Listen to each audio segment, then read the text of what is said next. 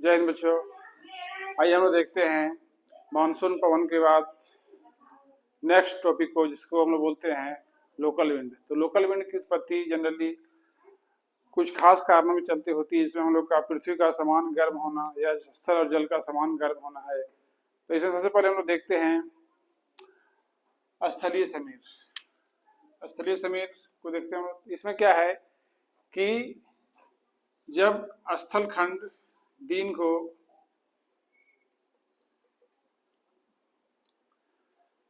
जैसे मान लेते हैं हम लोग का ये कोई स्थल भाग है, ये हम लोग का यहाँ पे समुद्र है, ठीक है। ये हम लोग का लैंड हो गया स्थल, ये हम लोग का जल। तो दिन के समय सूर्य का असमान ताप दोनों में पड़ता है, समान रूप से दोनों पार्ट गर्म होते हैं, जिसमें क्या है स्थल खंड तेजी से गर्म होता है जल की तुलना में, क्योंकि स्थल स्थिर है और इसमें सूर्य का प्रकाश बहुत कम गहराई तक इंटर करता है। लेकिन जो हम लोग का समुद्र है उसमें सूर्य का प्रकाश 200 मीटर तक प्रवेश करता है और जल गतिमान है, इसलिए जल की तुलना में स्थल ज्यादा गर्म हो जाता है। तो जब ऐसा पोजीशन बनता है तो स्थल पर की गर्म हवाएं गर्म होकर वे कहाँ जाएगी? ऊपर जाएगी, ठीक है, ऊपर जाएगी।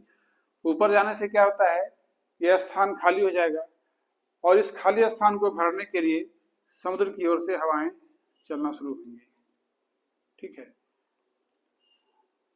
और एक क्या है, रोटेशन साइकिल बनता है इस तरह से, ठीक है। चूंकि ये पवनें समुद्र से आ रही है स्थल की ओर, इसीलिए इसको हम लोग बोलते हैं सागरीय समीर कहते हैं। चूंकि सागर से क्या आ रही है, स्थल की ओर आ रही है, इसलिए क्या बोलेंगे इसको?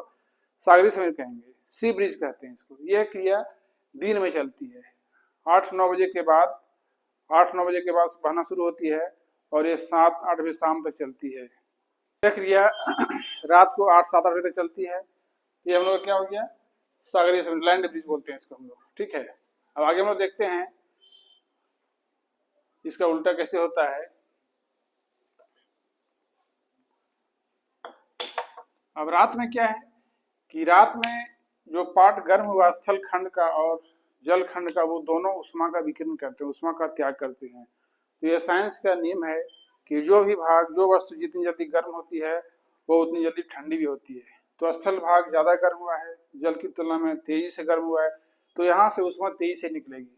अर्थात जब स्थल की उष्मा तेजी से निकल जाएगी, इसकी उष्मा तेजी से निकल जाएगी, तो यह भाग क्या हो जाएगा? ठंडा हो जाएगा। तो ठंडा और किसकी तुलना में? जल की तुलना में ठंडा हुआ, तो यहाँ पर क्या बन जाएगा? उच्च दबाव की स्थिति बन जाएगी, हाई प्रेशर।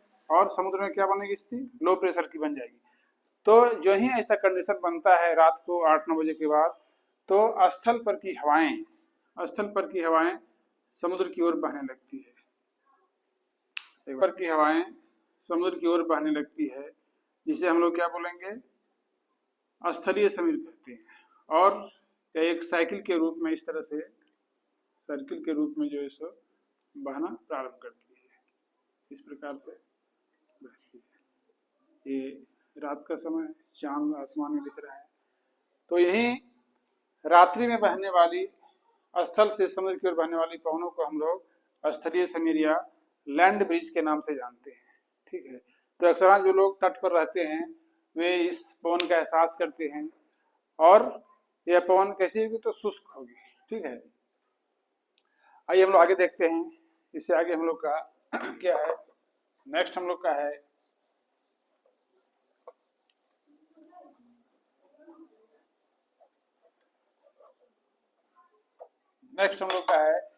पर्वतीय और घाटी समीर। पर्वतीय व घाटी समीर। जैसे मान लेते हैं कोई ये पर्वत का हिस्सा है, पर्वत के ऊपरी भाग को हम लोग चोटी कहते हैं। क्या बोलते हैं बच्चों? चोटी। और निचले भाग को क्या बोलते हैं? घाटी कहते हैं। अब हम लोग देखते हैं दिन के पोजीशन को, कि फिर दिन का समय है, सूरज आसमान में उगा हुआ है। तो ऐसी स्थिति में क्या होता है कि जो पर्वत का ऊपरी भाग है वह तेजी से गर्म हो जाता है, क्योंकि यह भाग खुला है और कह सकते हैं कि थोड़ा सा सूर्य के नजदीक भी हो सकता है। और घाटी वाला भाग क्या है? आंतरिक भाग है, निचला भाग है, जहाँ पर क्या बहुत सारे संरचनात्मक रूप हैं, पेड़ पौधे हैं, घर मकान है। इससे क्या है, प्रॉपर ऊष्मा वहां नहीं मिल पाता है सूर्य का प्रकाश, तो यह भाग अधिक गर्मी के चलते लो प्रेशर के रूप में चेंज हो जाएगा, और यहाँ कम ऊष्मा मिलने के कारण यह भाग क्या है, हाई प्रेशर उच्च दबाव के रूप में क्या है, विकसित होता है। तो दिन के समय घाटी की पवनें धीरे धीरे चोटी की ओर चढ़ने लगती है। ठीक है, चूंकि ये पवन घाटी से बह रही है इसीलिए इसको हम लोग क्या बोलेंगे, घाटी समीर बोलते हैं, वैली विंड कहते हैं। यह क्रिया दिन में होती है, क्यों हुई, तो असमान तापमान के कारण यह भाग कम गर्म हुआ है, ऊपरी भाग अधिक गर्म हुआ है, तो यहाँ पे लो प्रेशर बना हुआ, अर्थात यहाँ की हवाएं गर्म होकर कहाँ जाएंगी, ऊपर की ओर जाएंगी, तो यह स्थान खाली होगा और इसको भरने के लिए नीचे से हवाएं ऊपर की ओर चढ़ेगी। ठीक है, और नेक्स्ट इसका उल्टा होगा। नेक्स्ट उल्टा क्या होगा, तो रात में स्थिति उलट जाती है। रात में क्या होगी, स्थिति बिल्कुल उलट जाएगी। रात में देखते हैं हम लोग क्या होता है कि रात में फिर वही पोजीशन होगा जिस तरह से हम लोग का लैंड ब्रिज और सी ब्रिज में हुआ था, कि रात को दोनों भाग फिर क्या उष्मा विमुक्त करेंगे, उष्मा यहाँ से निकलेगी, तो सबसे पहले कौन भाग ठंडा हो जाएगा, सबसे पहले चोटी वाला भाग ठंडा हो जाएगा, क्योंकि यहाँ पर क्या है, कोई आवरण नहीं है, आसमान खुला यहाँ पर है, तो यहाँ से उष्मा का विमुक्तिकरण ज्यादा होगा, यह भाग जल्दी ठंडा हो जाएगा। तो जल्दी ठंडा होने के चलते यहाँ पर क्या हो जाएगा, उच्च दबाव की स्थिति बन जाएगी, और यह भाग घने वनों से घिरा है, पेड़ पौधों से घिरा है, यहाँ घर मकान है, तो यहाँ की उष्मा जल्दी नहीं निकलेगी, अर्थात यहाँ पर क्या बन जाएगा, उससे लो प्रेशर बनेगा। ऐसी स्थिति होने से तब क्या होगा, रात के समय चोटी की पवनें घाटी की ओर उतरेगी। ठीक है, रात के समय क्या होगा, चोटी की पवनें घाटी की ओर उतरेगी, इसीलिए इसे हम लोग क्या बोलेंगे, चूंकि पर्वत के ऊपरी भाग से पवनें आ रही है, इसलिए इसे हम लोग पर्वतीय समीर के नाम से जानते हैं। तो खास करके ऐसा हम लोग का पठारी क्षेत्रों में, कश्मीर के इलाका में या फिर पश्चिमी घाट के इलाकों में देखने को मिलता है, जहाँ पर क्या है, रात के समय ठंडी पवनें पर्वत के ऊपरी सिरे से नीचे घाटी की ओर उतरती है। ठीक है, आइए हम लोग देखते हैं आगे। अब ये अपना टॉपिक खत्म नहीं हुआ है, इसमें और भी बहुत सारे टॉपिक हम लोग का विंड है, जिसमें हम लोग का नेक्स्ट है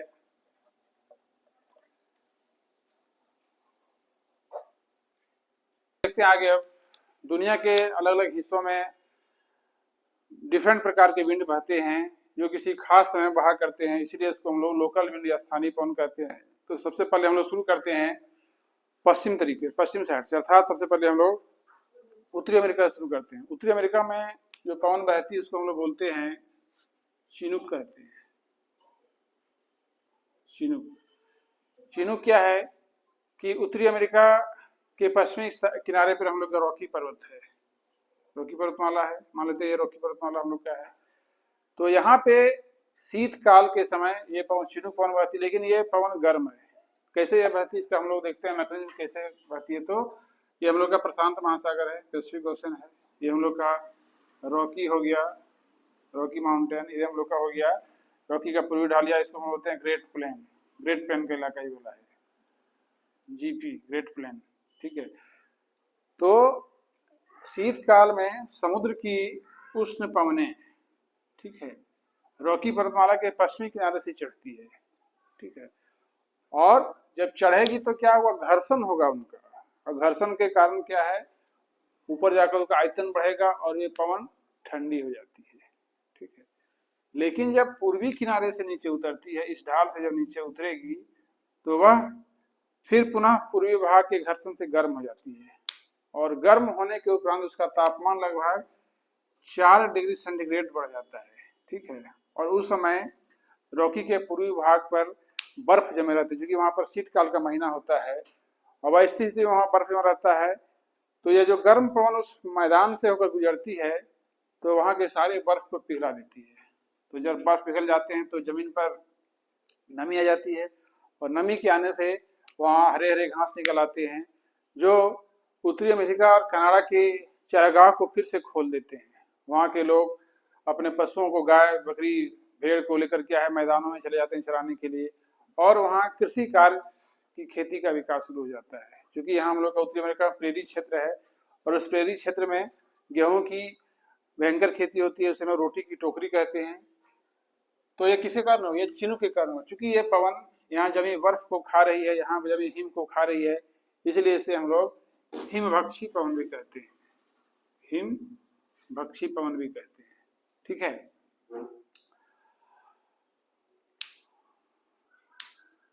नेक्स्ट पवन उसके बाद हम लोग का है फॉन।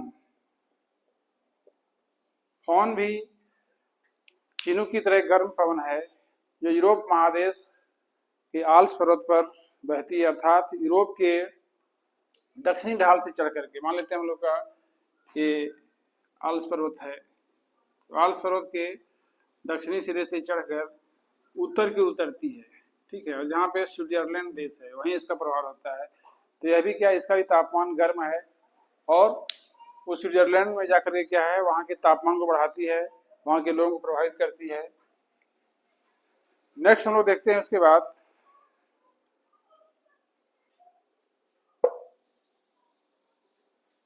फॉन के बाद हम लोग का है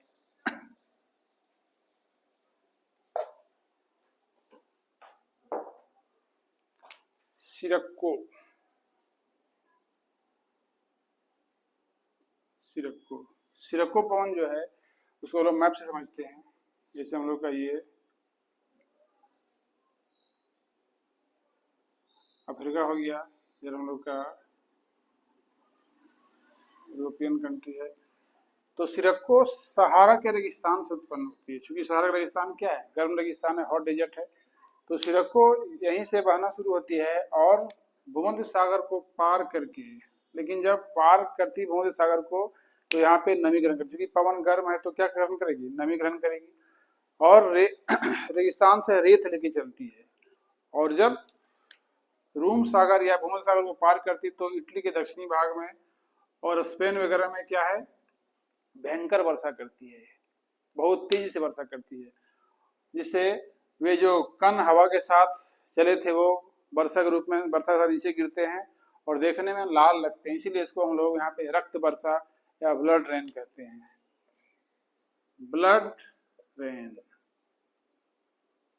रक्त वृष्टि कहते हैं इसको हम, किसको, सिरक्को को, क्योंकि सिरक्को कहाँ से, सहारा डेजर्ट से लेकर के धूल कणों को लेकर चलती है और रूम सागर को पार करके आर्द्रता ग्रहण कर लेती है, आर्द्रता से भर जाती है और इटली के दक्षिणी भाग और स्पेन में जाकर वर्षा करती है। जो वर्षा का पानी लाल रंग जैसा होता है, खून जैसा लाल होता है, इसलिए इसको हम लोग ब्लड रेन के नाम से जानते हैं। आइए हम लोग आते हैं नेक्स्ट विंड पर, इसका नाम है हरमट्टन।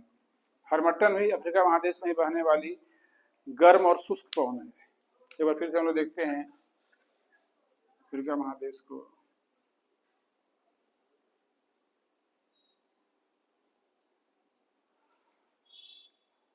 अफ्रीका महादेश के उत्तर पूर्वी या पूर्व भाग से, इस डायरेक्शन से, ठीक है, एक धूल भरी गर्म पवन चलती, जो कि गर्म कैसे रहेगी, पूरा यह डेजर्ट है, रेगिस्तान, रेगिस्तान की हवा कैसी होगी, गर्म होगी।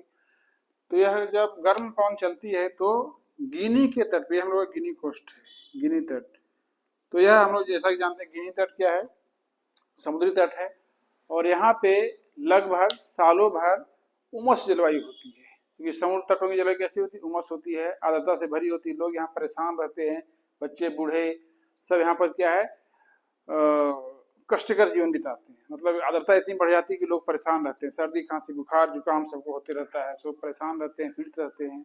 उसी समय क्या है, ये हरमट्टन पवन इधर से बह करके आती है पूर्वी साइड से, जो बिल्कुल ड्राई होती है और गर्म होती है।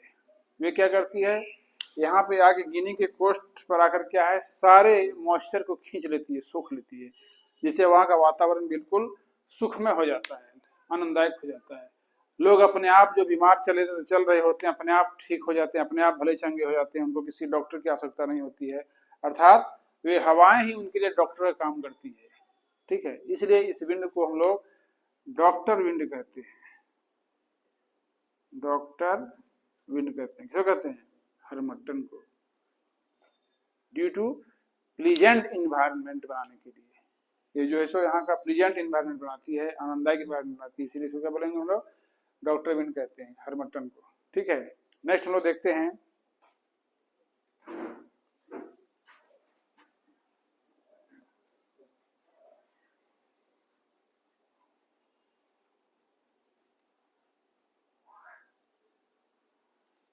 नेक्स्ट हम लोग का विंड है जिसका नाम है लू।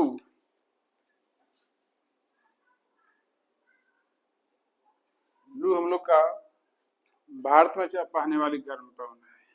ये कहाँ बहती है? तो इंडिया में ही बहने वाली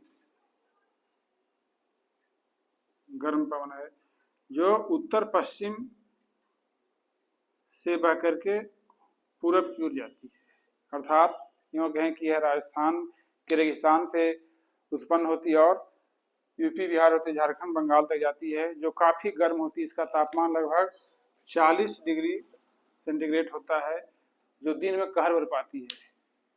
इसका ताप कभी इतना बढ़ जाता है कि रात को भी जो इस वजह कभी बहती हुई मालूम पड़ती है। रात में भी मौसम बहुत गर्म कर देती है, ठीक है, जिससे यहाँ के लोग बिल्कुल परेशान हो जाते हैं, तापमान बिल्कुल बढ़ जाता है। नेक्स्ट हम लोग देखते हैं ब्लिजार्ड को। ब्लिजार्ड भी एक बिल्कुल ठंडी पवन है, जो कनाडा, यूएसए और साइबेरिया के उत्तरी भाग में बहती है। क्योंकि यहाँ शीतकाल में इन क्षेत्रों का तापमान बहुत कम हो जाता है, ये पवन बिल्कुल हिम के कणों को लेकर चलती है और हिम के कण इतने खतरनाक होते हैं कि दृश्यता बिल्कुल कम हो जाती है और पूरा जमीन पर बर्फ ही बर्फ भी जाता है, जो वहाँ के मौसम जलवायु को काफ़ी प्रभावित करती है। अर्थात कनाडा, यूएसए और साइबेरिया के उत्तरी भाग में बहने वाली ठंडी पवन को हम लोग बोलते हैं ब्लिजार्ड कहते हैं। नेक्स्ट हम लोग का है ब्रिक फिल्डर।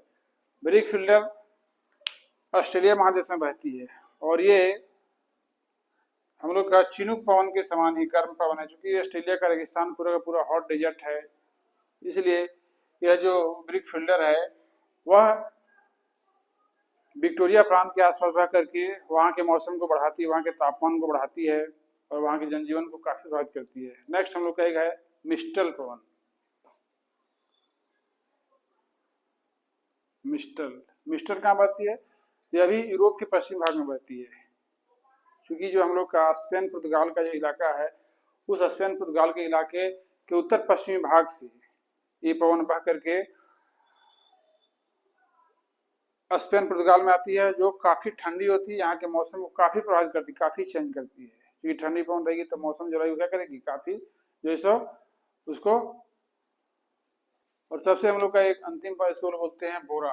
बोरा ये भी ठंडी पवन है, जो एडियाटिक कोस्ट पर, क्योंकि मैं यहाँ मैप मेरे पास नहीं है इसलिए मैं सिर्फ नाम ही बोल रहा हूँ। एडियाटिक कोस्ट हम लोग का, एडियाटिक तट हम लोग का है, भूमध्य सागर से के उत्तरी भाग में सटा हुआ है, वहीं से हम लोग बोलते हैं एडियाटिक सी बोलते हैं। वहीं से ये पवन उत्पन्न होती है और उत्तरी दक्षिणी यूरोप में अपना प्रभाव दिखाती है। यह भी एक तरह से ठंडी पवन है, जो वहाँ के मौसम जलवायु को काफी प्रभावित करती है। तो मैं, जैसा मेरा मानना है कि मैं आपको पूरा स्थायी पवन, पूरा का पूरा मानसूनी पवन, पूरा का पूरा स्थानीय पवन, घाटी समीर, पर्वतीय समीर, स्थलीय समीर, समुद्री समीर के बारे में बताया। मैं आशा करता हूँ आपको वीडियो अच्छा लगे, तो इसे सब्सक्राइब कीजिए, लाइक कीजिए, आगे बढ़ाइए। जय हिंद, जय भारत।